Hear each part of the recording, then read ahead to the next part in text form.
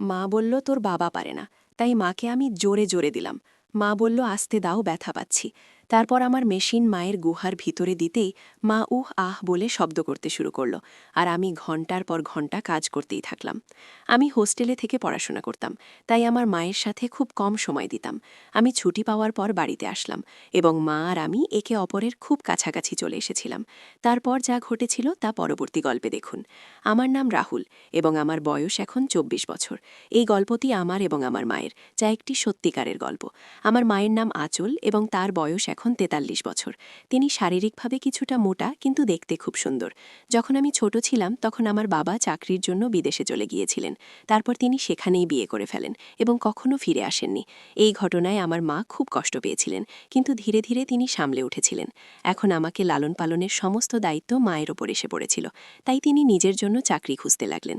কিছুদিন পরে আমার চাচা আমার মাকে একটি চাকরির কথা বলেছিলেন, যেখানে একটি বড় কোম্পানির বসের সেক্রেটারির কাজ ছিল। প্রথমে মা মানা করেছিলেন, কিন্তু বাধ্য হয়ে মা রাজি হয়ে গেলেন এবং চাকরিটি জয়েন করলেন। এখন এতে একমাত্র সমস্যা ছিল যে সেক্রেটারি হওয়ার কারণে মাকে সবসময় বসের সাথে আন্তর্জাতিক সফরেও যেতে হতো, আর আমি তখনও ছোট ছিলাম। যখন মা আন্তর্জাতিক সফরে যেতেন তখন আমাকে সবসময় আত্মীয় স্বজনের বাড়িতে রেখে যেতেন। আমি শেষ পর্যন্ত বাড়ির চেয়ে বেশি সময় আত্মীয় স্বজনের সাথেই কাটিয়েছি। যখন তিনি ছোট ছোট ভ্রমণে যেতেন তখনও আমাকে আমার নানির বাড়িতে রেখে যেতেন। কিছুদিন পরে আমাকে বোর্ডিং স্কুলে পাঠিয়ে দেওয়া হয়েছিল এবং আমি সেখানেই হোস্টেলে থাকতে শুরু করলাম। যখন আমি কলেজে এলাম তখনও আমি ডরমিটরিতে থাকতাম। সেই বছরগুলিতে আমি আমার মাকে শুধুমাত্র গ্রীষ্মের ছুটিতেই দেখতাম, সেটাও তখন যখন আমরা বিশ্বের কিছু সেরা জায়গায় ছুটি কাটিয়েছি, দুর্ভাগ্যবশত। তার এই চাকরির কারণে এই সুযোগ সাধারণত ৪ বা ৫ দিনের বেশি স্থায়ী হতো না। গ্র্যাজুয়েশনের পরে আমি গ্রীষ্মে কিছু মহিলা বন্ধুর সাথে ডেটিং করে নিজেকে ব্যস্ত রাখার পরিকল্পনা করেছিলাম। কিন্তু ঠিক সেই দিনই মায়ের ফোন এলো এবং তিনি বললেন, অরবিন্দ, আমি গোয়ায় আমাদের ছুটির জন্য সমুদ্রের পাশে একটি জনপ্রিয় রিসর্ট বুক করেছি এবং আমাদের ২ দিন পরে বেরোতে হবে। এটি শুনে আমার মন খারাপ হয়ে গেল, কারণ মা আমাকে জিজ্ঞাসা না করেই সবকিছু বুক করে ফেলেছিলেন। আমার তৈরি পরিকল্পনা নষ্ট হয়ে গেল। কিন্তু একটি খুশিও ছিল যে অনেক দিন পরে মায়ের সাথে সময় কাটানোর সুযোগ পেয়েছি। তাই আমি সবকিছু ভুলে খুব খুশি হয়ে গেলাম। পরের দিন সকালে আমি ডরমিটরি থেকে বাড়ির জন্য বের হয়ে গেলাম। যখন আমি বাড়ি পৌঁছলাম তখন মাও বাড়ি এসে গিয়েছিলেন। বাড়ি যেতেই মা আমাকে জড়িয়ে ধরে বললেন, কেমন আছে আমার ছেলে? আমি বললাম, ভালো আছি মা, শুধু তোমার খুব মনে পড়ে। তখন মা বললেন, বেটা, সেই জন্যেই তো তোমার সাথে ছুটিতে যাওয়ার পরিকল্পনা করেছি, যাতে আমরা দুজনেই একসাথে সময় কাটাতে পারি। তারপর আমরা দুজনেই খাবার খেলাম এবং মা বললেন, অরবিন্দ, তোমার প্যাকিং করে নাও, আমাদের কাল সকালে বেরোতে হবে। আমি বললাম, ঠিক আছে মা, এবং আমি আমার রুমে গিয়ে প্যাকিং করে শুয়ে পড়লাম। পরের দিন সকালে আমরা দুজনেই গোয়ার জন্য বের হয়ে গেলাম এবং দুপুরের মধ্যে গোয়া পৌঁছে গেলাম। সেখানে পৌঁছে আমি দেখলাম যে মা হোটেল না নিয়ে সরাসরি সমুদ্রের পাশে একটি ছোট্ট খেতে গেলাম। রিসর্টে আমরা একটি মার্টিনি এবং সালাদ দিয়ে শুরু করলাম। তারপর লবস্টার এবং অন্যান্য সামুদ্রিক খাবারের সাথে হালকা ফ্রেঞ্চ হোয়াইট ওয়াইন নিলাম। রাতের খাবারের পর আমরা রিসর্টের পাশের রাস্তায় হাঁটতে বের হলাম। রঙিন ভিড়ের মধ্যে হেঁটে আমরা বার এবং ক্যাফেতে বাজানো সঙ্গীত শুনতে পাচ্ছিলাম। মা আমার হাত ধরে হাঁটছিলেন। তখনই আমি তাকে বললাম, মা, আশেপাশের লোকেরা কি ভাবছে? মা তখন বললেন, ভাবতে দাও, আমাদের কি আসে যায়। তার এই কথা শুনে আমি হতবাক হয়ে গেলাম এবং ভাবতে লাগলাম, শেষ পর্যন্ত আমার মা এমন কথা কেন বলছেন? যখন আমরা বাড়ি পৌঁছলাম তখন আমরা সমুদ্রের ওপর সূর্যাস্ত উপভোগ করতে ছাদে বসলাম। মা তার ব্যাগ থেকে একটি শ্যাম্পেনের বোতল বের করলেন এবং আমাকে খুলতে বললেন। তারপর তিনি পাতলা শ্যাম্পেন গ্লাসে শ্যাম্পেন ঢেলে আমাকে দিলেন।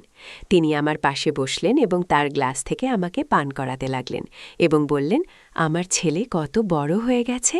তারপর তিনি আমাকে মাথা থেকে পা পর্যন্ত এক ভিন্ন দৃষ্টিতে দেখছিলেন। কিছুক্ষণ পর আমরা বাড়ির ভিতরে চলে এলাম। ভিতরে এসে মা একটি হালকা নীল রঙের গাউন পরলেন এবং আমরা বসে শ্যাম্পেনের সাথে কথা বলতে লাগলেন। তিনি তার পা আমার দিকের চেয়ারে রাখলেন। এটা দেখে আমি বুঝতে পারছিলাম না যে মা এসব কেন করছেন। প্রথমে আমি কিছুটা ঘাবড়ে গিয়েছিলাম, কিন্তু কিছুটা শ্যাম্পেন খাওয়ার পর আমি সাহস করে তার দিকে তাকালাম। তখন আমি দেখলাম যে তার মুখে আজ এক ভিন্ন অভিব্যক্তি ফুটে উঠেছে। আমার এভাবে তাকানো তাকে মোটেই বিরক্ত করছিল না। তিনি হাসতে হাসতে জিজ্ঞাসা করলেন, বেটা, আমি কি তোমার ভালো লাগে? আমি বললাম, হ্যাঁ মা, খুব। কিছুক্ষণ পর আমরা দুজনেই বেডরুমে চলে এলাম, যেখানে আমি আমার মায়ের অনুরোধে কিছু সুগন্ধি মোমবাতি জ্বালালাম। আমাদের বেডরুমে ধীরে ধীরে ইংরেজি সঙ্গীত বাজছিল। আমরা কিছুটা মাতালো হয়ে গিয়েছিলাম, কারণ আমরা বেশ কিছু শ্যাম্পেন খেয়েছিলাম। আমরা বিছানায় শুয়েছিলাম, তখন মা বললেন, আজ আমি অনেক রোদে গিয়েছি, তুমি কি আমার পিঠে লোশন লাগিয়ে দেবে? আমি বললাম, হ্যাঁ মা, অবশ্যই। তিনি আমার সামনে তার পা রাখলেন এবং আমি হাতে লোশন নিয়ে তার পায়ে লাগাতে লাগলাম। তখন তিনি কোনো দ্বিধা ছাড়াই আমাকে জিজ্ঞাসা করলেন, বেটা, বলো তো, আমার সম্পর্কে তোমার কি মত? আমার মুখ থেকে হঠাৎ বেরিয়ে এলো, অসাধারণ। তখন মা আমার দিকে তাকিয়ে বললেন, বেটা, আমি এতদিন তোমাকে নিজের থেকে দূরে রেখেছি, এ ব্যাপারে জিজ্ঞাসা করছি। তুমি কি মনে করো আমি কেমন মা?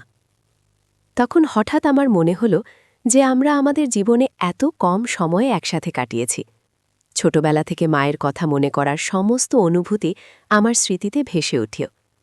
আমার চোখ থেকে অশ্রুর ধারা বয়ে গেল। হঠাৎ মা আমার দিকে তাকালেন এবং তৎক্ষণাৎ উঠে আমার কাছে এসে আমাকে জড়িয়ে ধরে বললেন, আমাকে ক্ষমা করে দিও বেটা, আমি খুব খারাপ মা। আমি চাকরির চিন্তায় আজ পর্যন্ত আমার ছেলেকে নিজের থেকে দূরে রেখেছি। তুমি চাইলে আমাকে কোনো শাস্তি দিতে পারো, আমি মেনে নেব। মা বললেন, আমি বুঝতে পারছি বেটা, তোমার কি কষ্ট হয়েছে, কিন্তু এখন আমি প্রতিজ্ঞা করছি, আজকের পর কখনো তোমাকে নিজের থেকে দূরে রাখব না, যদি আমাকে চাকরি ছাড়তে হয়। কথা শুনে আমি খুব খুশি হলাম এবং আমি মাকে জড়িয়ে ধরে বললাম। তারপর আমরা দুজনেই একে অপরের অশ্রু মুছলাম। তারপর সারা রাত বসে আমরা অনেক হাসি ঠাট্টা করলাম। আজ মনে হলো যেন জীবনের সমস্ত সুখ পেয়ে গেছি। পরের দিন আমরা আমাদের বাড়ি ফিরে এলাম। এখন আমার মা তার চাকরি ছেড়ে দিয়েছেন এবং বাড়ির কাছে একটি বিউটি পার্লার খুলেছেন, যার মাধ্যমে আমাদের বাড়ি ভালোভাবে চলছে। এখন আমরা দুজন মা ছেলে ভালোভাবে জীবন কাটাচ্ছে এবং আমাদের জীবনে খুব খুশি। তাই বন্ধুরা, এটা ছিল আমাদের ছোট্ট মা ছেলের গল্প। আপনি এই গল্পটি কেমন লাগলো কমেন্ট করে অবশ্যই জানাবেন।